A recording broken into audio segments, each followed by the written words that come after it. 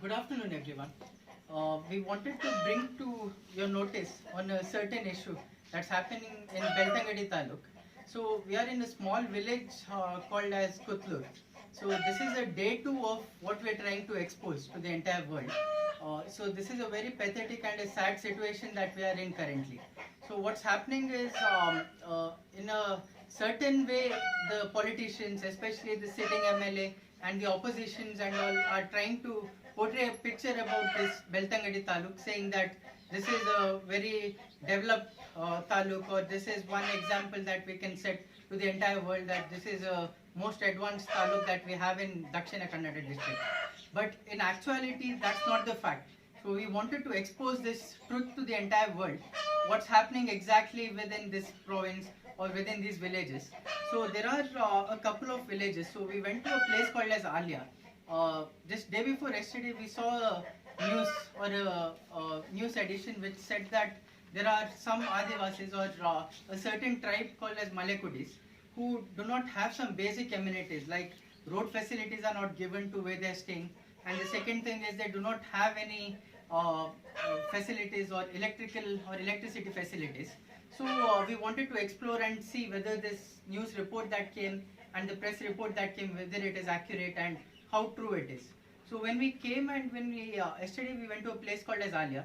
So there, in the day one of exploration, we found out that that is not the only province. So there are around 9 other provinces like this which are totally affected, and not even a little electricity is given to them. It includes the road transportation also. So there are no basic facilities as well. So Alia, the province there, it had its own challenges. Like there was an election gimmick. So last time I think the governing body or the current party, that is the MLA Harish Punja and his party, they did an election stunt where they put a meter in everyone's houses asking for votes. And once that was done, they said that post elections you just vote for us, and after that we will provide electricity.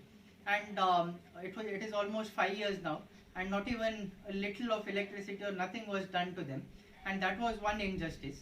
And at the same time, recently after this press report and all came out, the village panchayat there at Naur, they tried to come and seize these meter boards and all.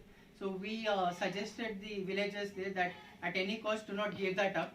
It's very important that you keep it as a proof, and that is the best way to expose the corruption and the wrongdoing of all the politicians and the forest officials and the MESCOM officials as well, along with the village panchayat and the revenue office.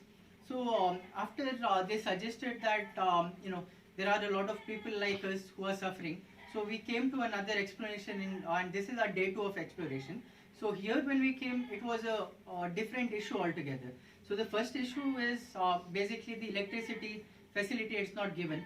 So there are around 200 people currently, out of which there are around 40 people who are aged above 60 years.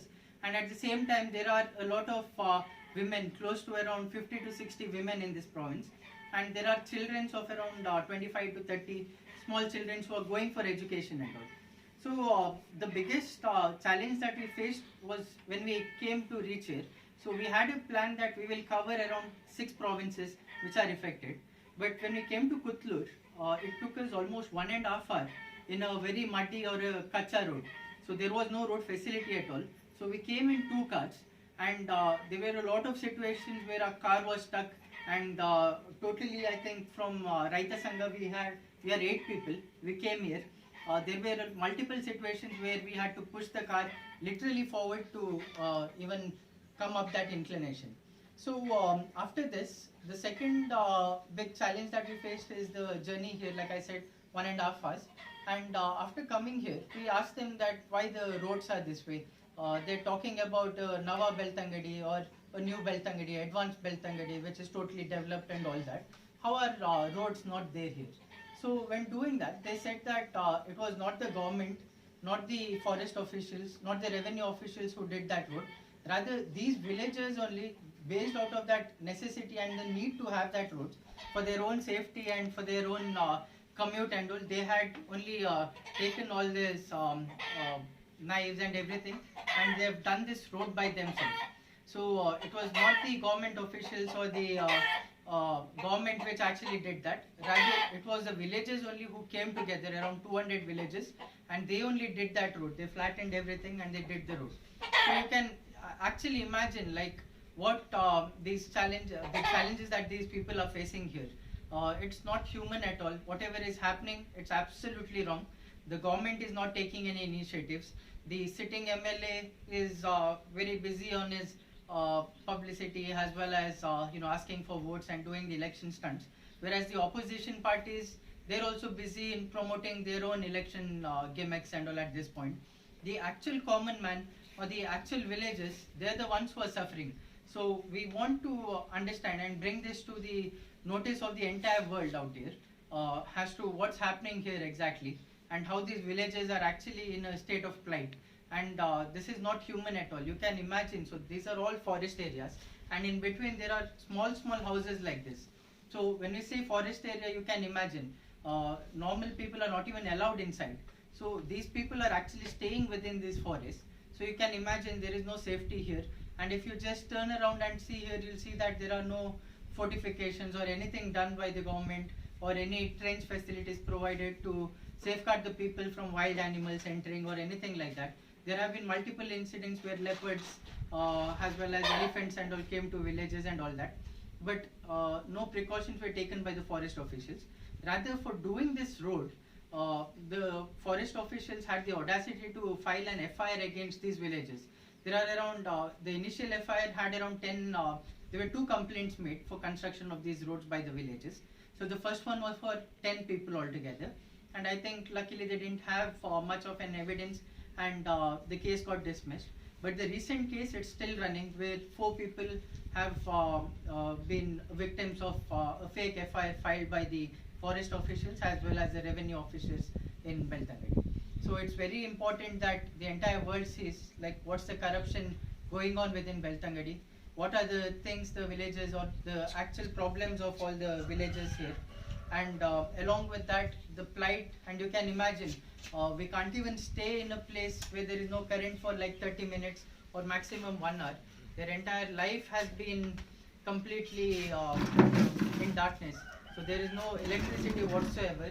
So you can imagine, just put yourself in their shoes and try to see like how wrong it is and what's the actual, who are the actual victims of all this election gimmicks and the injustice by these governments. So it's a humble appeal that the MLA Mr. Harish Punja as well as the opposition come together and work out something so that all these people will actually get justice, they get the right electricity facilities, and also the roads should be made so that at least when there is a health issue or for education purpose, when the child or the children actually commute, they have some facilities to actually reach the main road. So having said, I want to sign off. I'm Adithya Kollaje, the youth president for Karnataka Rajya Raita Sangha, and along with me we have the team of Raita Sangha here, or the youth Raita Sangha team, and along with that we have the villagers who are the actual victims. So it's a humble appeal that the entire people of India come together, the people of Belthangady Taluk come together, and the people of Dakshina Kannada district as well as Karnataka state come together. And it's an humble appeal to all the states out there that please come and support this movement that we have started so that these people actually get justice, electricity and road facilities as soon as possible. And we pressurize the government as well as the opposition to take some steps immediately. So thank you.